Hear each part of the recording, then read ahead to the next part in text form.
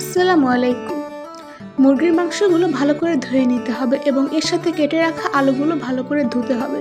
আলুগুলো লম্বা লম্বা করে কাটতে হবে। এরপর শিলপাটায় জিরা দিয়ে ভালো করে পিষে নিতে হবে। এরপর জয়ফল এবং এলাচ বেটে নিতে হবে। বাটা হয়ে গেলে তার মধ্যে আদা এবং রসুন দিয়ে ভালো করে মিহি করে বেটে নিতে হবে।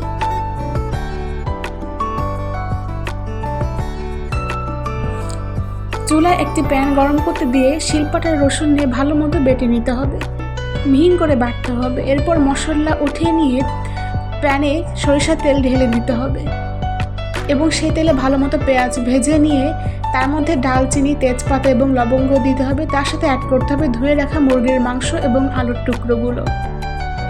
সেগুলোকে ভালো মতো মাখিয়ে নিতে হবে। মাখানো হয়ে গেলে এর মধ্যে বেটে রাখা মশলা, ঝালের গুঁড়া, লবণ এবং পরিমাণ মতো হলুদের গুঁড়া দিয়ে মাখিয়ে নিতে হবে। মাখানো হয়ে গেলে এতে পরিমাণ মতো পানি দিয়ে ঢাকনি আটকিয়ে চুলায় কষিয়ে নিতে হবে প্রায় 5 থেকে 10 মিনিট।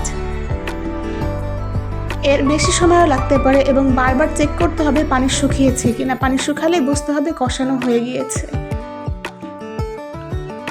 বারবার ঢাকন খুলে নাড়াচাড়া করতে হবে। যখন দেখতে হবে পানি শুকিয়ে গিয়েছে তখন তার মধ্যে আরও খানিকটা পানি অ্যাড করে ঢেকে রেখে প্রায় 5 থেকে 10 মিনিট আরও রান্না করতে হবে।